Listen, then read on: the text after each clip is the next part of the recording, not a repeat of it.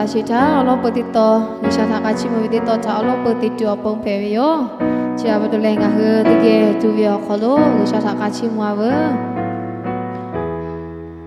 ngave no jomo pangshao ngadi pavi asati gedi kalili kolo nogo cheyo pola we opo boja yani da jave boni sinyo kolo to katia petia ngata go cheyo pola we khashu ya puha yane jo jave bolo ko pewio yang khage ngata ko ga mitsana we opo boja tewiyo Allah pun ngake lucu vega nganu ke bata fe mala le yap ha polo ko pu be mata shita no tha ka chi mu tu ve ti to ta ka te ke to pu fe ve ka chi mu kai ke ti ka le le khlo to ka risha ve o ha pu ti ge chele obo te le obo na la shi ka chi mu tu ve o ya na ri ka pu khlo to ka risha che lo ni to te to polo ko pu ke ti ka le le khlo to ka risha nge chele gala tu ti ande vi ya pu yesu ve me tha chu le risha na mu la she ko chi a bon lo ve yo amen ka be te ke twa看啥呀？我要干么课堂？我得给他起么对哟。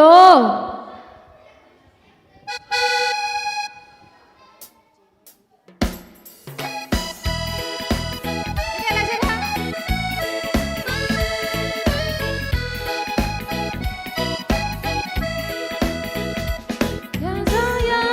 数起数高起每个啦，一段路去往高地上面。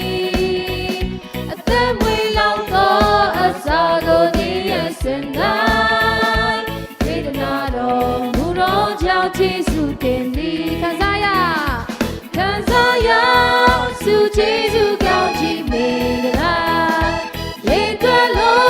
去往高地上面，等会老高啥个你也先来，非得那罗木罗交起数点滴。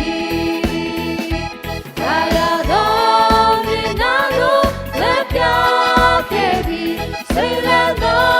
原来爱谁努力，却要对啥不包容嘛更要谁比，记住了他那一年呀。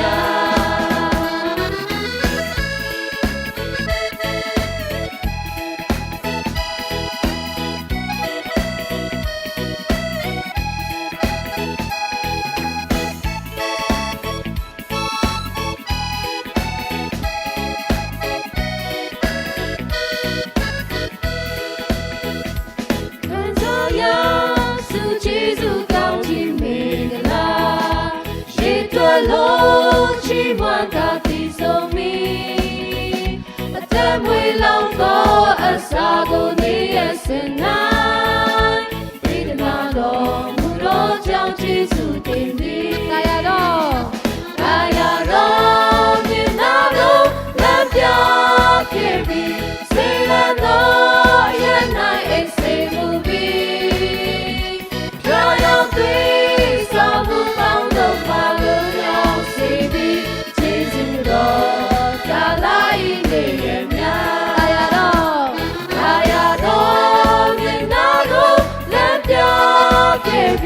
虽然我原来爱谁不比，却要对啥不包容嘛更要谁比，记住了呀那一年呀，记住了呀那一年呀。今年嘞呀那卡扎切维，我不的话嘞，上个他对啦切维大家维，我不。jadi pevio ngah ni putih bu ni ya dai jwe ko ka mu ko tha de ge ka chim tu yo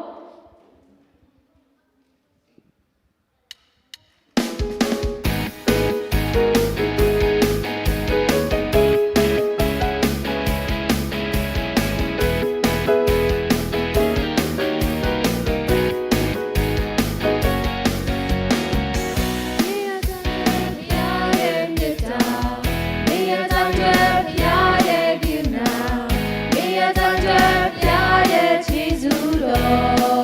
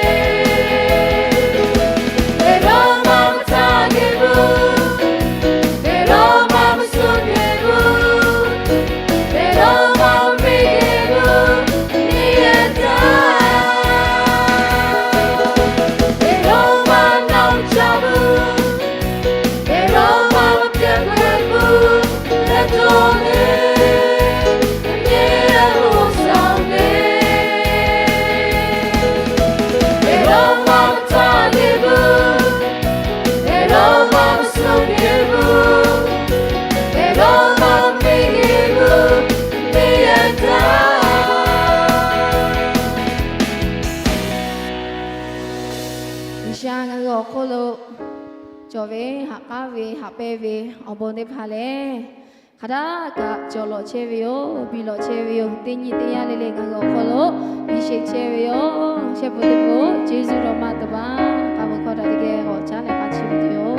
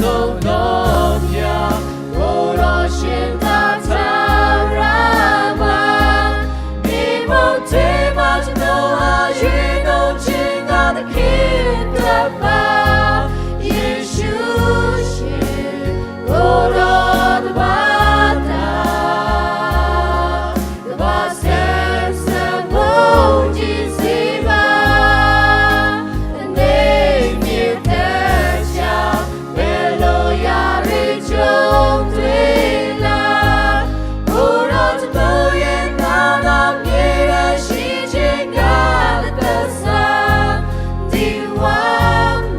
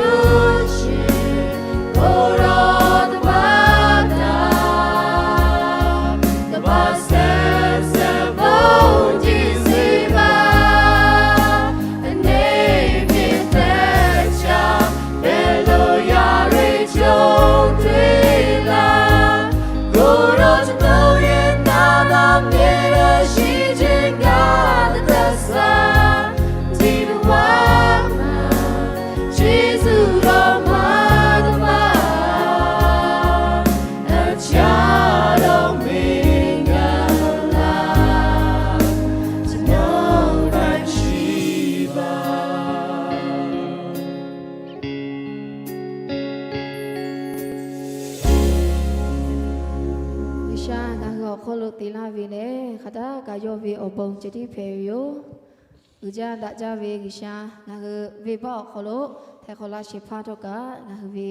กิชาจิติเพโยอจิชิคาปีเลโยวีอบงทัปาโตจิติเพโยงาคือจิติคือยาเนมอโตติเกกาตุโยโอเวเตียนชาเยซูมานาเวโบโลคอทัติเกกาตุโยโลตุโยယေတိမောရှိလေကနာဝေတေကနယစအလောကိုရှာလေငါဟတာကောပုဝေညီမာပေလာဝေမဟေကပ္ပချောဝေညီမာဟာပေဝေညီမာလေအရှိယောဒုဋ္ဌာကပုဝေညီမာယောငါဟတာပေလာဝေယော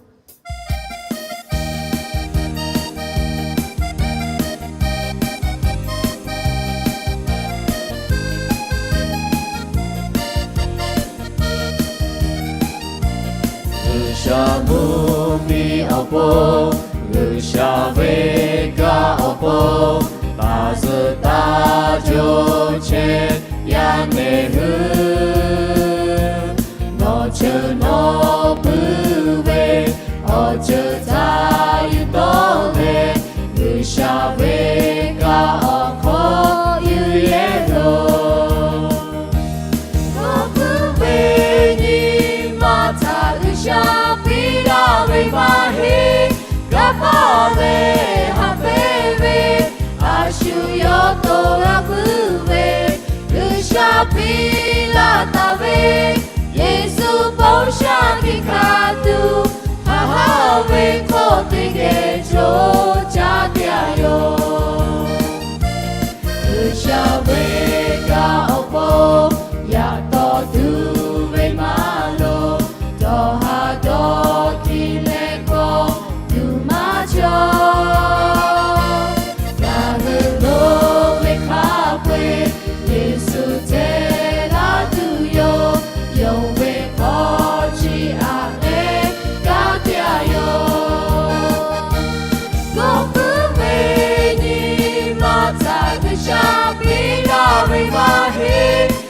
ပါဝေဟာပေဝေအာရှုယောတောလာပုဝေလူရှာပီလာနာဝေယေစုပေါရှာကိခာတုအာဝေခေါ်တိကေချိုချပြယောအာဝေခေါ်တိကေချိုချယော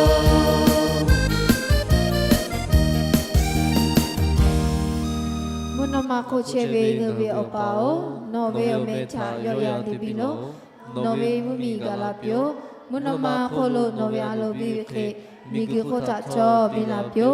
ယညိလိုเวချတုတောတတိဖာယညိငေချပေလောရှုငါထတေအလာဝေဝေပန်ချငါလူဖက်ခပဝေခရှိရှုငါလူဝေဝေပချချောဖက်ခလောဝိမဝေဝေခဆငါချတခိုင်ပိယခဟိုင်ဝေခလိုငါချပုံလောအလောကိုမမီကံပါလေအမြောဖုံခပွေကျိုးချတတိုင်နောယောအာမင်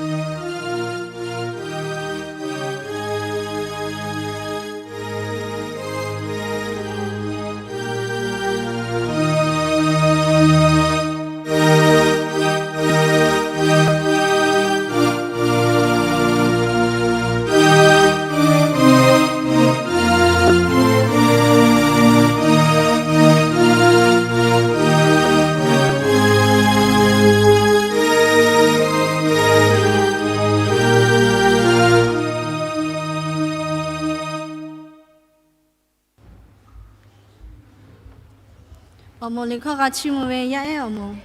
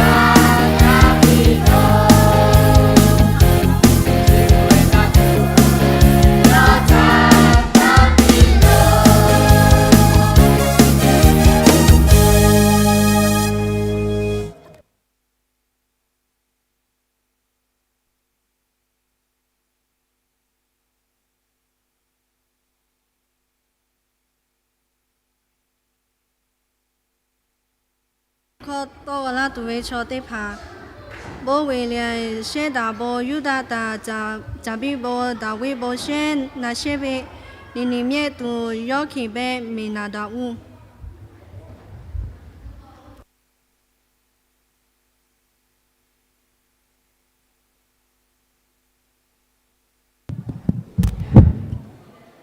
ရွှေချမ်းချဲတေတီတိုင်အောင်တိဆောက်ဆောက်လို့တို့ဖြစ်လေအတက်တရာဖိုကိုငါပေးမိဗျာတိတ်ချခကြီးနဲ့အငယ်30Já me gajou acabando tá time lá pia coche fu bobe be time le ta she. ရဲတဲ့ဖော်ကျမဆော့ခလုံးဟိုဘပေါ်တော့ကတနာရောလောကချခတဲ့ကြောဝရ ifisili kana we kho kana te Da be tha chu la ha be tha ga pe lo lu ma le kana be ti chini kana in chite.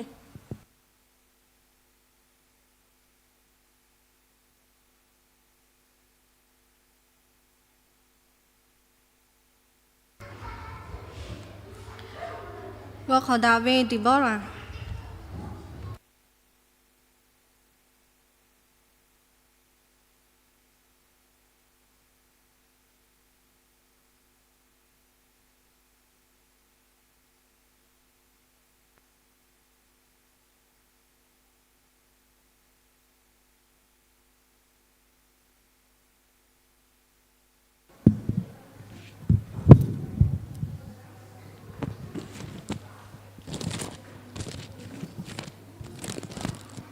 ya pu ha chomulo te ate to khoda ga to po kamli oja pholo jove namba o han chni chamo po ko te ate to wa sha ololo khwe ya hu te kuwe ovi oni te pa o visha ha ka ve obo te pa cha paton nga no hu cha chi khe lo kho ve yo no hu ve o to le te che ve da ke ve le Vishani ma chove tatu yo cha chi apio chi le no hote kuwe o ko pwe oli te che phewe yo Chimiguya Yokha Depa Kasutakai Yakha Vishave Tajave Nima Chojave Le Bijave Aluta Nohushile Ferdagatu Nima Osu Opale Chosu Pelabio no hu have le ote ona have te che phepio highway o che cha cha lo da we o che cha wo ta o Obioni Hadave Ke Tega Le Tega Hadao Ashyo Tuta Tata Yakha Shuta Talpio cho cha we o kholo o ga tanu pi ni ma fule jomo yishu opo ka ga thi te o Dolove Okolo Halesheo Tuve Kavita Gakavitia Yukacheo Kataka Bulo Zutao da ke we cho te pha lo we khe pe pi ga pio khe cho te pha cha kha de ni ha shao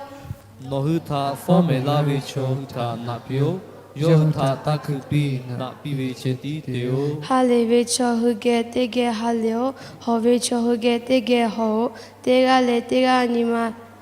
tha da ho da cho pio Gam Gavi Olote Pata Tado Yakha Omi Opo Machovi Chote Page Ochotio Ashio Tota Jui Jove Te Tado shu ha we te la cho te ga cha ka o hai ta ko te kho cho kha pwe me u su da we cho we tha ti te tu do ni ta o Highway Tiju Nohuta Taga Pilo Yakha Davita Jule Highway Taga Pilo te ga le tha bo ja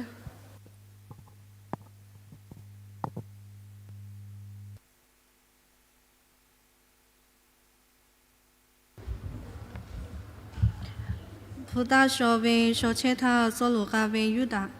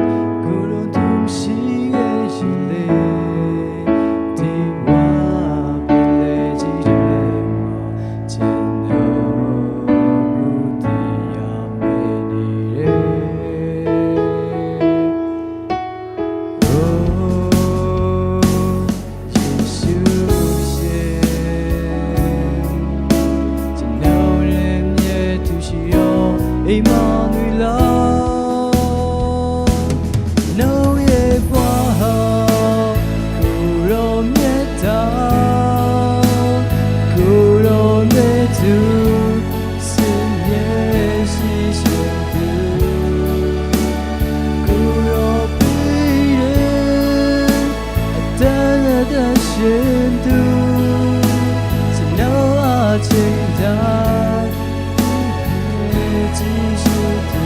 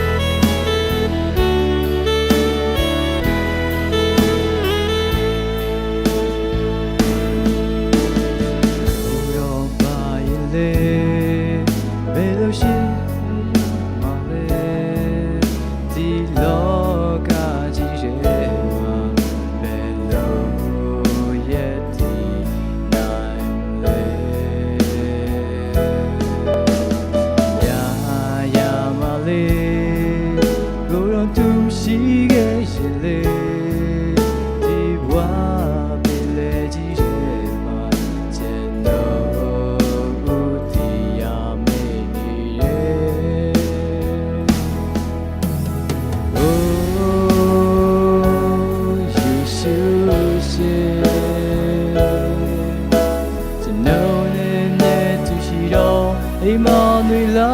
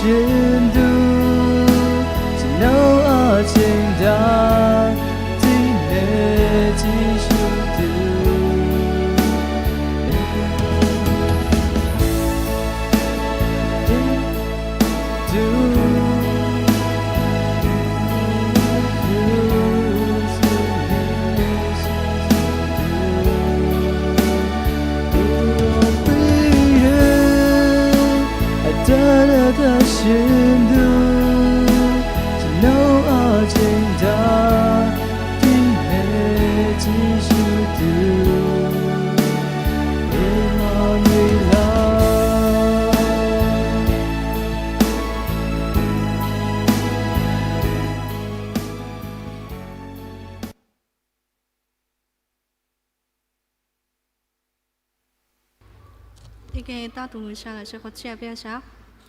我苗婆甲爸个这边个云老爸这么个微笑，我不家。ဒီရှိကမရှာတကခိုက်ကလာကစစကစကတကလျောခေါ်ရှာနရှိရရှာလာနော်ဘတ်ချီမကြတဲ့တဲရောရပရတိဘောထောက်ကနမေကိုစောလလာပြီးတရားထအခလေးလာပြီးမိုက်လေနော်နာလာတာပြီးဘောတိဖထာဝညပြောခလို့နမေကိုစောလို့ရှော်လေတာလာတာပတာတူချီထားကရှာနော်တာကလာလေနုံမီကကတိကလို့ယူရလာဖြစ်သူတတူလာရှောခပေတဲ့တိထခလာရှိဖာကျမရပစုကမေဘောချီမလေချီအချီတာလာပြီးရောအာမင်အဘခိုင်ဝဲဘောစာပိ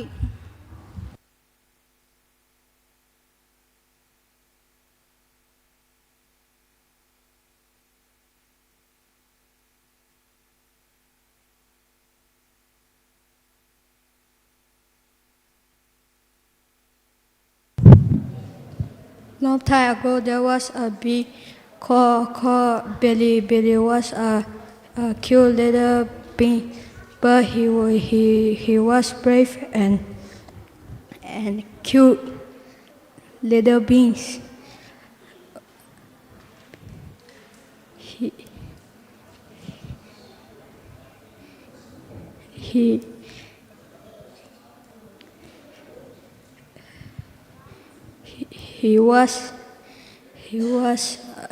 He liked to play in the garden. In the garden.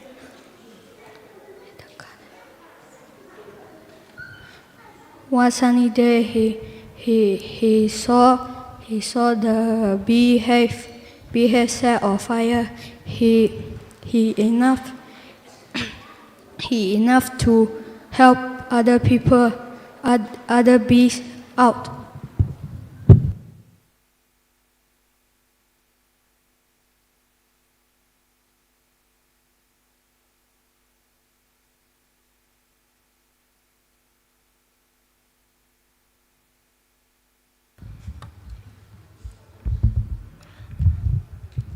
အားလုံးပဲမင်္ဂလာပါ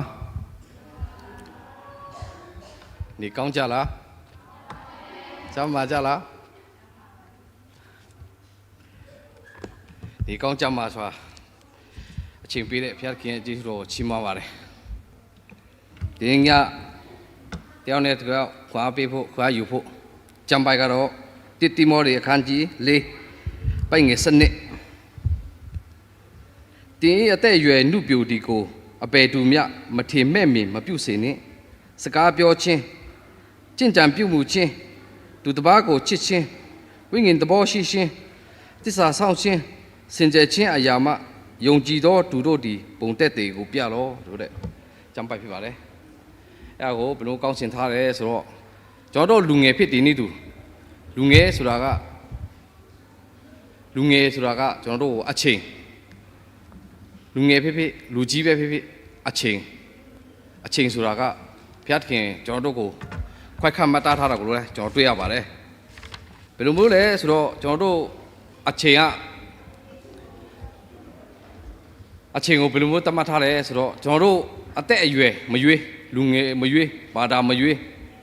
အဆင့်အတန်းမရွေးဘုရားသခင်ကကျွန်တော်တို့ကိုအချိန်နဲ့သတ်မှတ်ထားတာကိုလည်းကျွန်တော်တို့တွေ့ရပါတယ်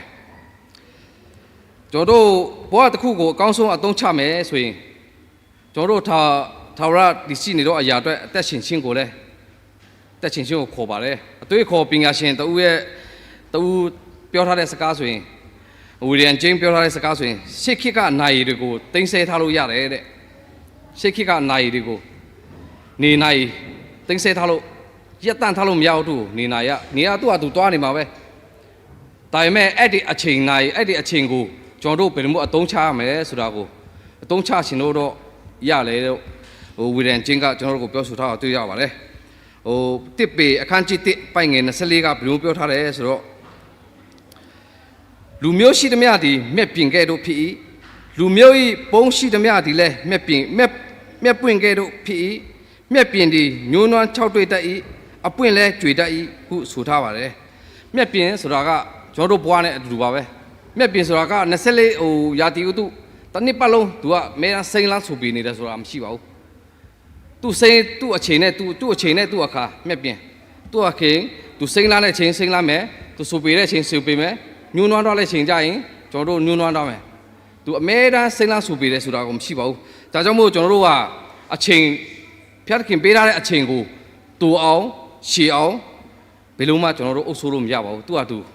အချိန်ဆိုတာကသူ့ဟာသူတွားနေတာကိုကျွန်တော်တို့တွေ့ရပါတယ်ဒါကြောင့်မို့ကျွန်တော်တို့တူတောင်းလာတဲ့အဲ့ဒီအချိန်ကိုကျွန်တော်တို့ဘယ်လိုမျိုးအသုံးပြုရမလဲကျွန်တော်တို့အသုံးပြုတာချင်းလူဖြစ်တဲ့နေ့သူအသုံးပြုတာချင်းမတူပါဘူးဒါကြောင့်မို့ကျွန်တော်တိတလောက်မတလောက်ကြော်ခွာပေးလို့ရှင်ပါတယ်တူတောင်းလာတဲ့ကျွန်တော်တို့ဘဝမှာဘယ်လိုတူတောင်းလာတဲ့ကျွန်တော်တို့လူဘဝမှာဘယ်လိုမျိုးအချိန်ကိုဘယ်လိုမျိုးအသုံးပြုတာလဲဆိုတော့ဆာလန်ဆရာကကျွန်တော်တို့ဘယ်လိုပြောထားလဲဆိုတော့ကျွန်တော်တို့ရဲ့အသက်အရွယ်ဟာ90အတိုင်းရှိပါ၏အားကြီး၍အနည်း80ပြည့်တော်လဲဝါကြွားခြင်းသည်ပင်ပန်းခြင်းနှင့်ဝမ်းနည်းခြင်းရှိပါ၏ထိုအသက်သည်လည်းမြန်လွန်၍ကျွန်တော်တို့သည်ဆုသေးကြပါ၏ကျွန်တော်တို့သည်ပညာတရားကိုနှလုံးသွင်းမိအကြောင်းနေ့ရက်ကာလကိုရည်တွက်နိုင်စေခြင်းကတွင်တင်တော်မူပါလို့ဆာလန်90အပိုက်ငယ်30နေစနစ်ကျွန်တော်တို့ပြောထားတွေ့ပါတယ်ဒါကြောင့်မို့ကဘာကျော်ဧဝံဂေလိဆရာဂရေဟန်ကကျွန်တော်တို့ဘယ်လိုပြောထားလဲဆိုတော့ကျွန်တော်တို့အသက်90ပဲရှိပါတယ်ဒါကြောင့်မို့ကျွန်တော်အသက်90ကိုကျွန်တော်တို့တွက်ကြည့်အောင်ကျွန်တော်တို့အဲ့ချိန်ကနှစ်20အိတ်တာနှစ်20ကလေးဘဝဖြစ်တာကလေးကနေဘဝဖြစ်တာဆိုရင်10နှစ်ကျွန်တော်တို့ရေချိုးပြီးတော့နေမကောင်းမကြမှာဖြစ်တဲ့အချိန်က9နှစ်တတ်မှတ်ထားလိုက်ကျွန်တော်တို့အလုပ်လုပ်ချိန်ဆိုရင်35နှစ်ပဲရှိတယ်အသက်90ပြည့်ခဲ့နော်အသက်90ပြည့်ခဲ့ရင်အသက်90မပြည့်ခဲ့ရင်တော့ကျွန်တော်ပြောကြော်တော့ရင်လည်းကျွန်တော်မပြောအသက်90ပြောတာကျွန်တော်အလုပ်လုပ်လိုက်ချိန်က35နှစ်ပဲရှိတယ်အဲ35နှစ်အချိန်လေးကိုကျွန်တော်တို့ကဘသူအတွက်ပါအလုပ်လုပ်နေတယ်လေအဲ့ဒီအချိန်ကိုကျွန်တော်ပါဘယ်လိုမျိုးအသုံးပြုရမလဲဘသူအတွက်လဲကျွန်တော်တို့အတွက်လားသူများအတွက်လားအဲ့လိုတော့ကိုယ့်ကိုတွေးပြီးလုပ်ပါဒါကြောင့်မို့အချိန်ကျွန်တော်တို့အချိန်တွေကိုဘယ်လိုမျိုးအသုံးပြုခဲ့တယ်လဲဆိုရင် အဖေဝဒစာအခန်းကြီးအခန်းငါပိုင်ငယ်15နဲ့16ကျွန်တော်တို့ဘယ်လိုပြောထားဆိုရင်ထို့ကြောင့်ပညာမဲ့ကဲ့သို့မဟုတ်ပညာရှိကဲ့သို့စစ်စစ်မေ့မေ့တင့်ဆောင်မိအကြောင်းတတိပြုကြလောယခုနေ့ရဲ့ကာလတို့သည်ဆိုးရုပ်သောကြောင့်ကာလအချိန်ကိုရွေးနှုတ်ကြလောထို့ကြောင့်တမန်တတိမရှိသောသူမဖြစ်ဘုရားသခင်အလိုတော်ရှိရာကိုပိုင်းခြားသောသူဖြစ်ကြလောဟုဘုရားသခင်ကကျွန်တော်တို့ပြောထားပါတယ်ဒါကြောင့်မို့ကျွန်တော်တို့ကိုဘုရားသခင်ကကျွန်တော်တို့ကိုလူတိုင်းမရွေးပါတာမရွေးခုနပြောလို့ပဲလူကြီးမရွေးကျွန်တော်ကစင်ရသားဖြစ်တယ်ကျွန်တော်ကတမန်သားဖြစ်တယ်မခွဲခြားပါဘူးလူတိုင်းလိုခန်းစားခွင့်24နာရီဘုရားသခင်ပေးထားပါတယ်ဒါကြောင့်မို့ကျွန်တော်တို့24နာရီအတွင်းမှာကျွန်တော်တို့ကဘာကိုဘယ်လိုမျိုးအသုံးပြုရမလဲဆိုရင်ခါလေကြရင်ကျွန်တော်တို့ကိုလေကျွန်တော်တို့ကအရာရာတိုင်းကိုငွေနဲ့ဝယ်လို့ရတယ်တခါလေကြရင်အချိန်ကိုငွေနဲ့ဝယ်လို့မရပါဘူးတခါကျဥမာပေါ့ကျွန်တော်တို့ဘယ်လိုပြောအောင်ဆိုရင်ကျွန်တော်တို့ဥမာကျွန်တော်တို့ကားတစ်စီးလိုချင်တယ်လူငယ်ဖြစ်တယ်လို့စံကယ်တစ်စီးလိုချင်တယ်စံကယ်တစ်စီးလိုချင်တယ်ဆိုရင်ကျွန်တော်နောက်ထပ်3နှစ်နောက်ထပ်5နှစ်နောက်ထပ်1နှစ်အချိန်နဲ့ဝယ်ရတာကိုကျွန်တော်တွေ့ရပါတယ်ဒါကြောင့်မို့ဒေးဗစ်လေဗစ်စတုန်းကကျွန်တော်တို့ဘယ်လိုသူ့အကြောင်းကျွန်တော်တို့နည်းနည်းစဉ်းစားကြည့်အောင်သူဟာအသက်10နှစ်အရွယ်ကစိတ်ုံတယုံမှာမနေ့6နာရီနဲ့ညနေ8နာရီအလုပ်လုပ်တယ်အလုပ်ကနေပြန်လာတဲ့သူအလုပ်ကနေပြန်လာတဲ့သူအားလက်ချိန်ရှိရဆိုရင်သူအဲ့အားလက်ချိန်ရှိရဆိုရင်သူကစာဖတ်တယ်စာတင်တယ်သူဘယ်လောက်ထိလဲဆိုတော့ညမနေ့6နာရီနဲ့ည8နာရီထိနော်တနေ့စနေ14နာရီသူအလုပ်လုပ်တယ်သူအားလက်ချိန်ဆိုရင်လည်းသူနဲ့မနေ့သူ8နာရီပြန်လာတဲ့သူရေမို့ချို့ပါပေါ့ပြီးရင်သူ8နာရီနဲ့10နာရီထိသူစာဖတ်တယ်အဲ့သူစာဖတ်တာကိုကျွန်တော်တွေ့ရတယ်ဒါကြောင့်မို့သူအသက်16နှစ်အရွယ်မှာဆိုရင်သူစာပေတွေကိုလည်းသူကောင်းကောင်းကျွမ်းကျင်နဲ့လုပ်တတ်ပြီးတော့သူအသက်29နှစ်မှာဆိုရင်စေပညာရဲ့ကျမ်းဂန်တွေကိုလည်းသူတတ်မြောက်ခဲ့တယ်ကျွန်တော်တွေ့ရပါတယ်ဒါကြောင့်မို့ကျွန်တော်တို့အချိန်တွေကကျွန်တော်လူငယ်ဖြစ်တယ်နေတူကျွန်တော်တို့အချိန်ကဆရာဒေးဗစ်လေဗစ်စတုန်းနဲ့တဝက်လောက်တော့ကျွန်တော်တို့မလုပ်နိုင်ဘူးသူကမနေ့6နာရီကနေနော်မနေ့6နာရီနေညနေ8နာရီထိအလုပ်လုပ်တယ်နော်အလုပ်သွားလုပ်တယ်အလုပ်သွားလို့မနေ့သူ8နာရီနေပြန်လာဆိုရင်သူလှုပ်ရှားရှိရသူလုပ်ပြီးတော့8နာရီနေ10နာရီထိသူစာဖတ်တယ်လေ့လာတယ်အဲ့လောက်ထိကျွန်တော်တို့ကဘယ်လိုမျိုးလဲဆိုရင်ကျွန်တော်တို့ကခုအသက်တာကျောင်းသွားရင်လည်းကျောင်းမှာလည်းရှာမစာတင်တာလည်းအစိတ်မဝင်စားပြန်လာလည်းအိမ်မှာရောက်လည်းဖုန်းကြည့်ကျွန်တော်တို့ကိုရှင်းစင်မတော့အဲ့ဆရာနာမည်ကြီးတဲ့သိပ္ပံပညာရှင်တွေမျိုးဖြစ်ချင်တယ်ဆိုရင်ကျွန်တော်တို့သူ့လိုမျိုးလုပ်ကြည့်လိုက်မဖြစ်စရာအကြောင်းမရှိပါဘူးဒါကြောင့်မို့ကျွန်တော်တို့လူငယ်ဖြစ်တဲ့နေ့သူအတုံခွန်ဆိုင်လုပ်ကြည့်လိုက်ပညာတချို့လူကပြောကောင်းပြောလိုက်မယ်ဟာငါတော့သူများလိုမျိုးစာမလိုက်နိုင်ဘူးစာမတတ်ဘူးမဟုတ်ပါဘူးအချိန်မပေးနိုင်လို့ပါအချိန်ပေးပြီးအလုပ်တစ်ခုကိုလုပ်ကြည့်လိုက်တချို့အလုပ်ပညာဆိုတာကလည်းကျွန်တော်တို့လည်းပညာဆိုတာနှမျိုးရှိတယ်စာတင်ပြီးတတ်တဲ့ပညာစာမတင်ပြီးတတ်တဲ့ပညာစာတင်ပြီးတတ်တဲ့ပညာကရုံးအလုပ်မှာအလုပ်လုပ်ရတာပေါ့စာမတင်ပြီးတတ်တဲ့ပညာကတော့ကျွန်တော်တို့နည်းနည်းလေးပြင်မှာပေါ့ခွဲခြားတာကိုလည်းကျွန်တော်တွေ့ရပါတယ်ဒါကြောင့်မို့ကျွန်တော်တို့လူငယ်ဘဝကအနာဂတ်အတွက်ကျွန်တော်တို့လူငယ်ဖြစ်တည်နေသူကျွန်တော်တို့အနာဂတ်အတွက်ဘယ်လိုပြင်ဆင်ရမလဲဆိုတော့ကျွန်တော်တို့လူငယ်ဖြစ်တည်နေသူတမန်ကျမ်းစာကကျွန်တော်တို့ဘယ်လိုပြောထားဆိုတော့ဒီနာကျမ်းအခန်းကြီး7အပိုင်ငယ်1မှာကျွန်တော်တို့ဘယ်လိုပြောထားဆိုတော့ငါနေ၍မပြောနိုင်၍ဟုဆိုရသောကာလသည်မနီးဆိုသောကာလသည်မနီးမရောက်မီအချိန်အသက်ပြိုစင်အခါပင်တင့်ကိုဖန်ဆင်းတော်မူသောအရှင်ကိုအောင်မေလောဟုဒေနာကျအခန်းကြီး7အပိုင်ငယ်1ကကျွန်တော်တို့တင်ထားတွေ့ပါတယ်ဒါကြောင့်မို့သိပ္ပံပညာရှင်တွေပညာရှိတွေကသူတို့ကဘာဖြစ်လို့ငယ်ကလေးကဘာဖြစ်လို့သူတို့ဘာဖြစ်လို့အဲ့လောက်ထိပညာတော်လဲဉာဏ်ကောင်းတယ်လေဆိုတော့သူတို့ကအချိန်နာရီတွေကိုသူတို့ကအလားအတမဖြုံးရှိတဲ့အချိန်ကိုသူတို့လေ့လာတယ်တင်ယူတယ်မှတ်သားတယ်လေ့လာတယ်တင်ယူမှတ်သားတယ်ဒါကြောင့်မို့ကျွန်တော်တို့ သူတို့ရဲ့ပညာရှိအကြောင်းတွေကိုကျွန်တော်တို့လေ့လာမယ်ဆိုရင်တော့သူတို့ကပညာရှိတွေကသူတို့အသက်28နှစ်30 28နှစ်မပြည့်ခင်မှာကျွန်တော်တို့ကပညာတွေကိုအကုန်လုံးလေ့လာသင်ယူမှတ်သားပြီးသားသူတို့အခုကပညာလေ့လာသင်ယူစာဖတ်မှတ်သားပြီးပြီဆိုရင်သူတို့အသက်တာမှာလက်တွေ့အကောင်ထဲပေါ်တော့သူတို့လက်တွေ့လို့ဖို့ပဲကြံတော့တယ်ဒါကြောင့်မို့သူတို့လက်တွေ့ဖို့မှာသူတို့ကိုစစ်အကောင်းသူတို့တတ်မှတ်ထားတဲ့ပညာနဲ့လက်တွေ့သူတို့လက်တွေ့လို့ဆောင်သွားတာကိုလည်းကျွန်တော်တို့တွေ့ရပါတယ်ဒါကြောင့်မို့ကျွန်တော်တို့လူငယ်ဖြစ်တည်နေတူတုတ်တန်ဆရာကကျွန်တော်တို့ဘလို့ပြောထားတော့ဗာနေနိုင်ထားတယ်ဆိုတော့တုတ်တန်ကျမ်းအခန်းကြီး6ပိုင်းငယ်6နဲ့8ကိုအချင်းလူပြင်းပဲစိတ်ထန်တို့တွား၍သူဤအပြုတ်မှုကိုစင်ကျင်တတ်တဲ့ဖြင့်ပညာရှိစေလောပဲစိတ်သည်ဆရာမရှိပဲ့ပင်တော့သူမရှိမင်းမရှိຫນွေကာလနဲ့စပားရရကာလနဲ့မိမိစားဆရာအစာကိုရှာဖွေသူထားတတ်ကြ၏လို့ပြောထားတော့တွေ့ရပါတယ်ဒါကြောင့်မို့ပဲစိတ်ဆိုတာကလူတိုင်းလူသိမှာပါသူတို့ကပဲစိတ်အကောင်သေးပေမဲ့လည်းသူတို့စံစိတ်တစ်စိတ်ကိုတည်နိုင်တယ်နော်ကျွန်တော်တို့ကလူသားဖြစ်တည်နေသူတစ်ခါလေကြာရင်ကျွန်တော်တို့ကကျွန်တော်တို့ထက်နည်းနည်းလေးကြီးတဲ့အစာတော့တည်ကြည့်လိုက်မနိုင်ဘူးငါမတတ်ဘူးငါမလုပ်ဘူး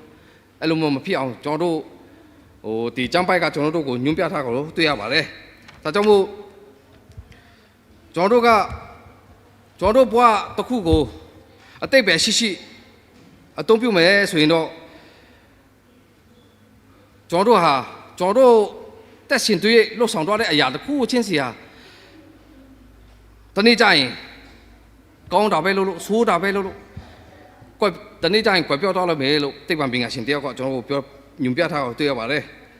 ဒါပေမဲ့ကျွန်တော်တို့လှုပ်ဆောင်နေတဲ့အရာတစ်ခုချင်းစီဟာကျွန်တော်တို့အတွက်မဟုတ်တယ်ကျွန်တော်တို့အတွက်မဟုတ်ဘူးကျွန်တော်လုပ်နေတဲ့အရာတစ်ခုချင်းစီဟာကျွန်တော်ဖျားသခင်အတွက်ပဲအလုပ်လုပ်မယ်ဆိုရင်အဲ့လိုစိတ်ထားပြီးတော့လုပ်မယ်ဆိုရင်ကျွန်တော်တို့အတွက်ကတော့ကောင်းကင်မှာလာရလိုက်မယ်လို့ပြောထားတာကိုလည်းကျွန်တော်တွေ့ရပါတယ်ဒါကြောင့်မို့ကျွန်တော်တို့အသက်ရှင်အခါမှာလူငယ်လူကြီးအများပိုင်းကကျွန်တော်လူငယ်ပြောချင်ပါတယ်လူငယ်ကျွန်တော်တို့အသက်ရှင်လူငယ်ဖြစ်တည်နေသူရတဲ့အချိန်ကလည်းနေတယ်နော်များတယ်လို့မထင်နဲ့လူငယ်ပျော်ပါမဲ့အချိန်ကျွန်တော်လည်းပျော်ချင်တာပေါ့သူများလူမျိုးတွားချင်တာပေါ့ဒါပေမဲ့ကျွန်တော်တို့ပျော်ပါမဲ့အချိန်နာရီတွေကိုဘုရားသခင်အတွက်ဖြစ်စေမယ်ဆိုရင်ကျွန်တော်တို့အတွက်ဘုရားသခင်ကောင်းကင်နိုင်ငံအတွက်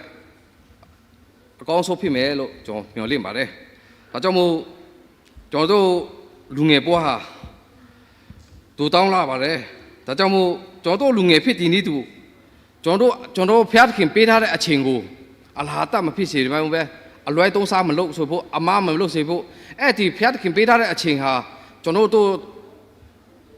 အတွက်အလကားပေးထားတဲ့အချိန်အလဟာတမဖြစ်စေဖို့ဘုရားသခင်အတွက်လည်းပြန်ပြီးအသုံးပြုနိုင်ဖို့ဘယ်လိုပြောမလဲဘုရားသခင်ကျွန်တော်ကိုပေးထားတဲ့အချိန်ဆိုရင်ဖုန်းဆော့ဖို့မဟုတ်ဘူးကျွန်တော်ဘုရားသခင်နိုင်ငံတော်အတွက်အသုံးပြုမယ်ဆိုရင်ကျွန်တော်တက်တာမှလည်းပို့ပြီးဖြောင်းဖြူလိမ့်မယ်လို့ကျွန်တော်မျှော်လင့်ပါတယ်ဒါကြောင့်မို့အချိန်ကိုလူငယ်တိုင်းလိုကျွန်တော်တို့တက်တာမှာပို့ပြီးအသုံးပြုတတ်ဖို့ဒီနေ့အားလည်းပဲကျွန်တော်ခွန်အားပေးလို့ချင်းဖြစ်ပါတယ်ကဲဆုတောင်းကြပါစို့တဆင်းမဲ့ဆုံးလင်းပြီးကောင်းရင်ဘုံနဲ့ရှိတော်မူသောမေတ္တာတော်ရှင်ဖစေဥစွာကိုယ်ရဲ့နာမချီးမွမ်းပါတယ်ကိုရောကုဏတော်ဒီစင်မဲဒီတော့ကြောင့်ဂုဏ်ကြီးကိုချီးမွမ်းပါတယ်ကိုရောဆရာလာnhìnတတ်ခြင်းဝမ်းမြောက်ခြင်းဆွေလန်းခြင်းเจ้าမှာချင်းပြည့်စုံခြင်းဟာကျွန်တော်မှဆက်၍လောကမှာရှိတဲ့လူသားသာသမီကြီးငယ်ရောက်ချင်းစတဲ့ပုံမှာကာလစင်မဲတယောက်စေတော်မူအကြောင်းလက်တော်တို့ဆုတောင်းဆက်ကတနာခံပါကိုရောရှိမှရောက်ရှိလာတဲ့ကျွန်တော်မှဆက်၍သာသမီကြီးငယ်ရောက်ချင်းစတဲ့အာနေချင်းမစုံလင်ခြင်းတခုချင်းစီကိုလည်းကိုရောတည်နေလောက်ခဲမှဖြစ်စေမတည်နေလောက်ခဲမှဖြစ်စေဝင်ချတောင်းပါပါလေကိုရောကျွန်တော်တို့ပြည့်မြတ်ကိုလည်းခွန်းလို့ဖြစ်ရှင်းပေးနာတော်မူကြောင်းလက်တော်တို့ဆုတောင်းဆက်ကတနာခံပါကိုရောကျွန်တော်တို့နေတဲ့ကဘာတော်ဝဲမှာဖြစ်ပြနေတဲ့အေးပေးမိပေးစစ်ပေးငလင်ပေးမုန်တိုင်းပေးတာမျိုးမျိုးကြောင့်ဆင်းရဲဒုက္ခရောက်နေတဲ့လူတော်များရှိပါကြတော့သူနဲ့တူပါစီပေးကိုရောလောနဲ့ခွန်အားငင်ပညာများကိုပေးတင်နေသူကျွန်တော်တို့နေတဲ့အမိနိုင်ငံမှာလည်းငြိမ်းချမ်းတဲ့အမိနိုင်ငံကြီးတန်နိုင်ငံဖြစ်ဖို့လဲကိုရောကောင်းမှုဆုံးနဲ့မဆုံးပြင်ဆင်ပေးနာတော်ကြောင့်လက်တော်တို့ဆူတောင်းဆက်ကတနာခံပါကိုရောဒီနေ့ညနေဝိပုကိုကွယ်စီစဉ်တခုချင်းစီကိုလည်းကိုရောကျွန်တော်တို့တူပါစီပေးတဲ့ကောင်းချီးပေးနာတော်ကိုကြောင့်ခင်ရှုလက်တော်တို့ဆူတောင်းဆက်ကအနာပါလေကိုရော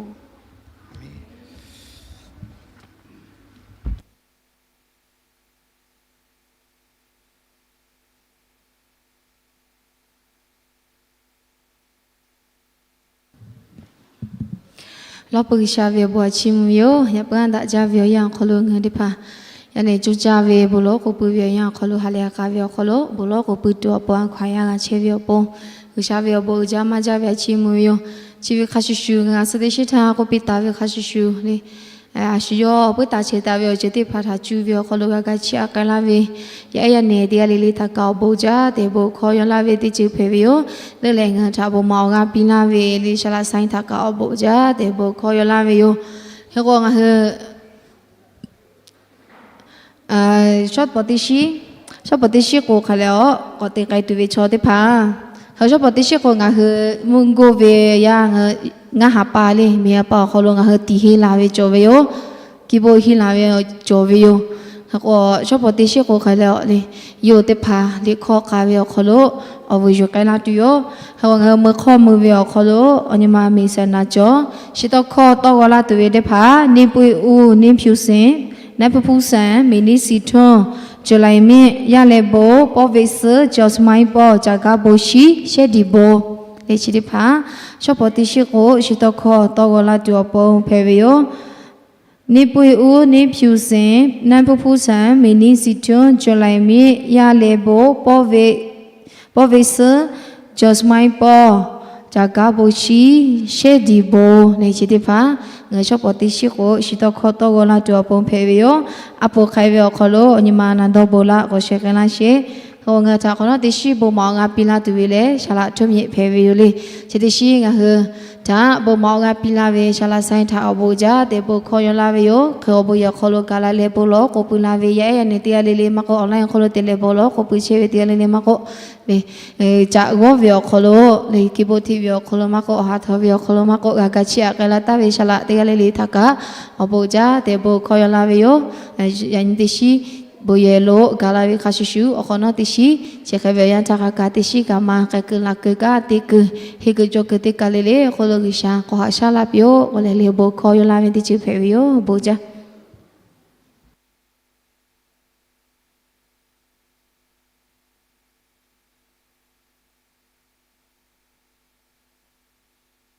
မဖေခိုင်ရှိတာကမ်လီတိမာကချိမတလေဖေခိုင်တူဝေကမ်လီနာဘာတင်းဟာစချင်းနီ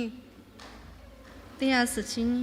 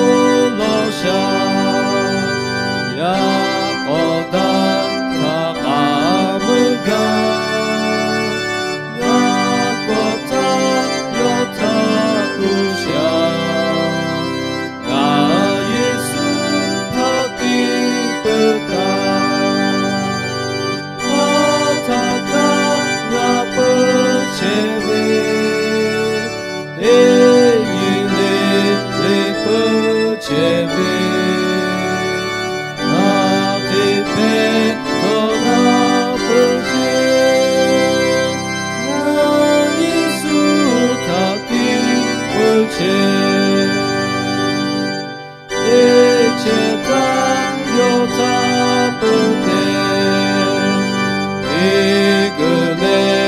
agapuche Monoko gata kaga Na Yesu taki beta Ataka na pecheve Enyile ne pecheve Atepe toma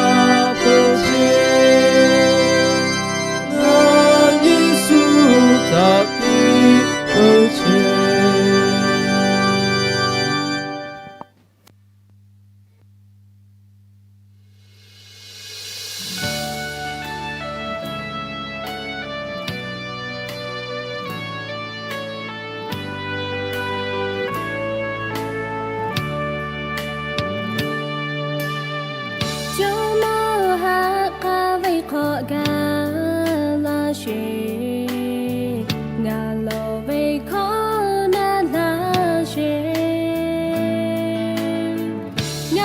Your baby, but I pay la le. Tai coffee bo be la she. Mingle we have late to tati jane. No get got la maha. Yana kumanja venga keve. No pola pe la she Lu shao no ha shu la she No ke lo na ko la ga Vei ba ka pe